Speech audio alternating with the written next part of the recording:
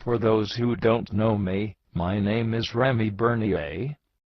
I was a local guide working for Yamnuska Mountain Adventure. Like many others, I moved from Quebec to pursue my dreams of living in the mountains. I lived an exciting life with my wife Jazz in Canmore since 2002. Suddenly, my life turned upside down. On October 18, 2006, I suffered a massive brainstem stroke, which left me in a coma for almost a month. I had a congenital blood vessel malformation, and it bled without any warnings. I spent 19 months doing intensive rehabilitation in hospital brain injury units. I have progressed a lot, but I will have physical disabilities for the rest of my life. My right side is paralyzed, my left side is discoordinated, and my vision and my speech are also affected. In my new life, I continue to climb mountains every day. Hope you enjoy my slideshow.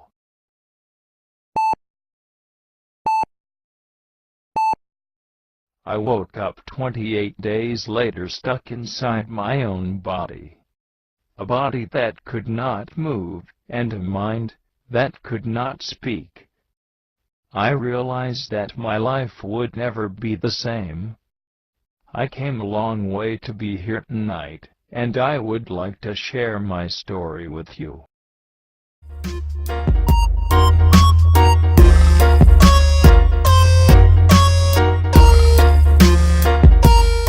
I was born in Montreal on March 6, 1979. I grew up in Quebec in a family of 2. I have a brother 8 years older than me. All of my family still lives in Quebec. The things I remember the most about my childhood are spending summers at my cottage swimming and fishing. I was also involved in winter sports. Growing up, we were never short on things to do in the great outdoors. My brother and I were quite active young men, so we always did things to keep us busy.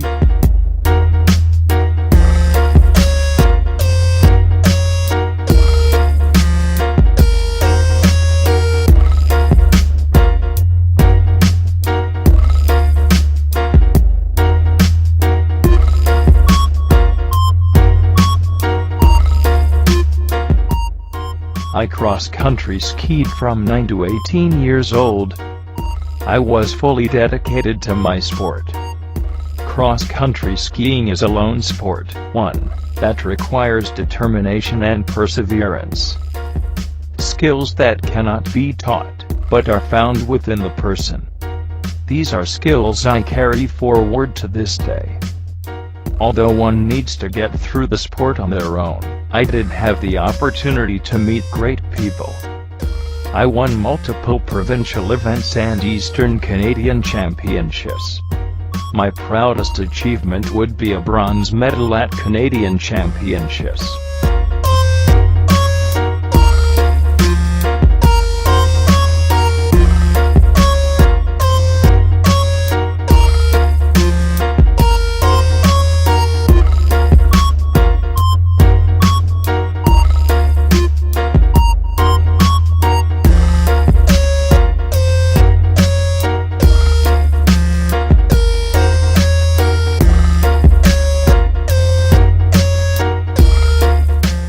For those of you that don't know, Adirondacks is in New York State. It's a haven for outdoor recreation. My brother introduced me to hiking, and this is where my love for it began. I was an avid hiker in this area between the ages of 14 to 18. I challenged myself by going in the winter. Hiking became more extreme, and I loved every minute of it.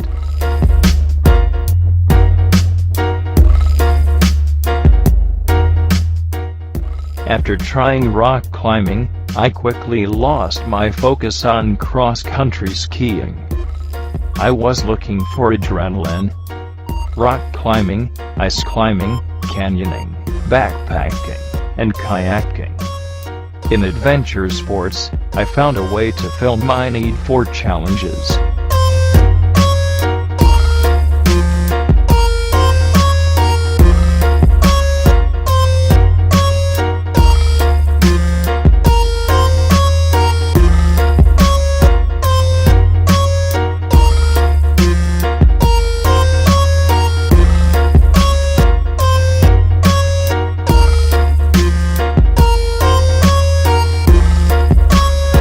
With 5 friends, including my future wife, we organized an expedition to climb Aconcagua.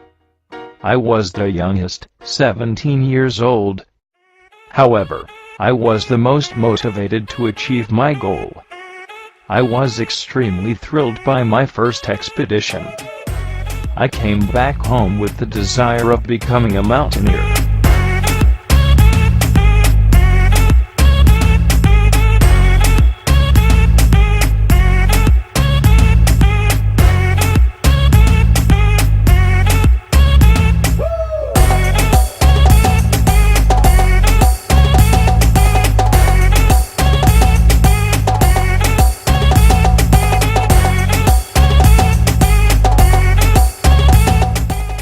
The following year, I was heading back to South America to conquer new summits. I went with a couple. The joy of going with a couple, if you know what I mean. Aside from the fact that they were keeping me awake at night, we had a wonderful time. We climbed Cayambe, Cotopaxi, Alinazasur, Chimborazo, and Tungurahua.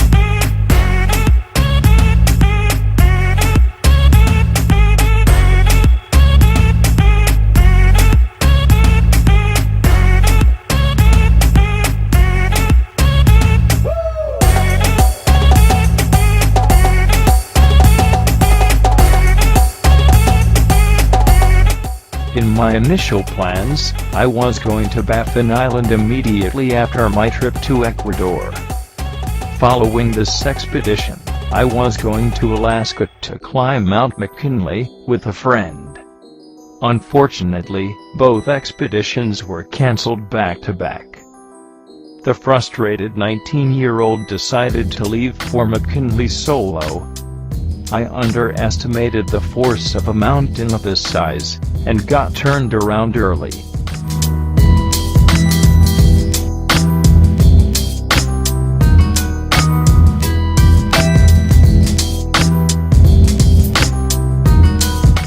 Coming back home with an unfinished project was difficult for me. I absolutely needed to go back. This time, I needed a reliable partner, and a van to move out west to train appropriately. I found a fit and motivated partner, Sebastian Pilot. I also found my new home, the climbing machine, a Dodge Van 1976. Our plan was to climb Denali via the West Strip in February. Our ambitious project was almost successful, as we got turned around on the summit plateau because of cold temperatures.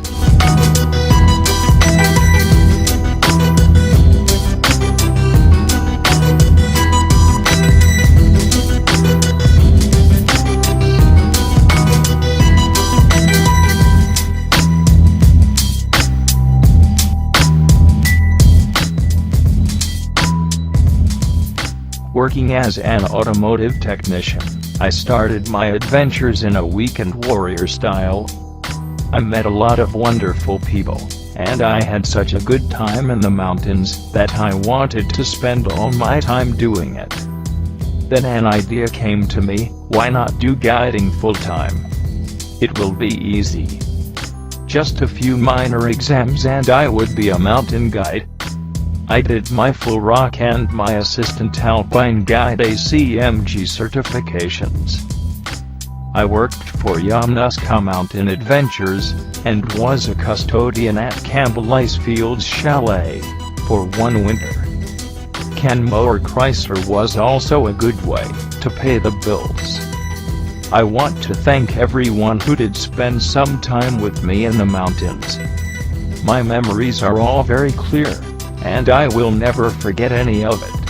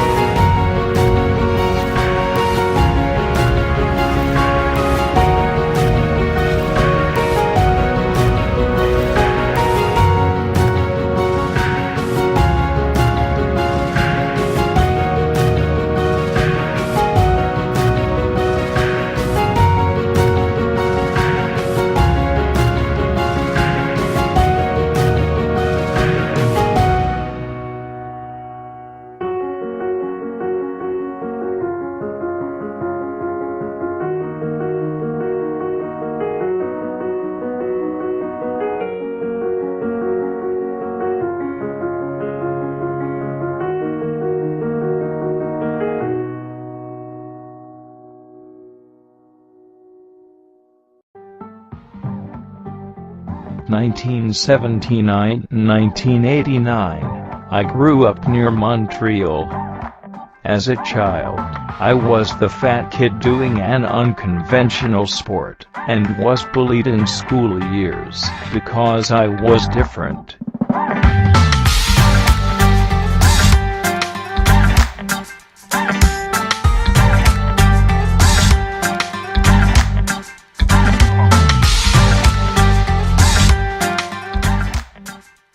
(1988–1998). Cross-country skiing is a sport that requires you to train with few people, often alone. It taught me perseverance and focus. 1997–2000. This is where the adventure begins. Having no partner, I experienced the outdoors often by going out on my own. I'm extremely lucky to have survived those early years. 1997–1998. A Concagua, very green and very young, I decided to venture out solo again, fighting my way through enormous crevasses.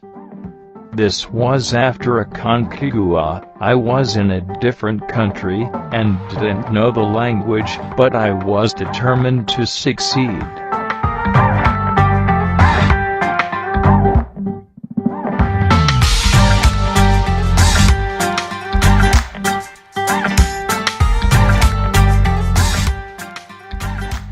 (1998–1999) Ecuador. Not learning from the obstacles of my previous expedition, I decided to push my beginner's luck once again. Climbing solo, I took on Chimborazo, the highest volcano in Ecuador. Mount McKinley, spring 1999. Being on my own so far away from home did not bother me at all. Good thing my parents did not know what I was doing. I was only 20 years old. Mount McKinley, winter 2000, the trip that changed everything. This time I was the one learning, and looking to my climbing partner, Sebastian, for direction. He taught me how to think like a guide.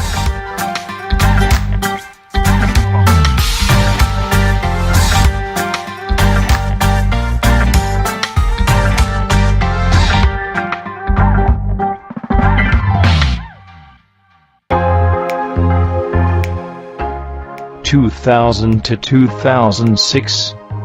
Western Canada. I came from being the most reckless climber in the mountains, to learning that safety is the key to a successful adventure.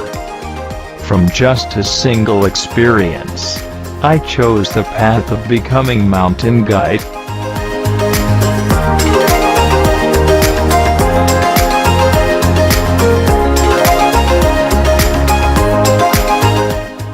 New beginnings.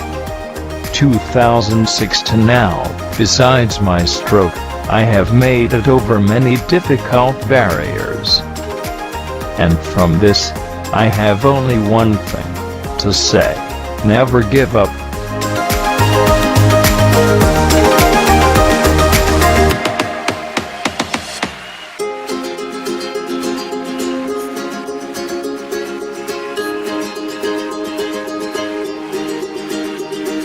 (1979). Now, I have always been a lone wolf, and have kept my silence for too long.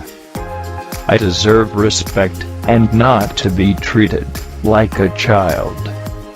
I'm fighting for the rights of everyone, and I believe in a better world for all, no matter the abilities.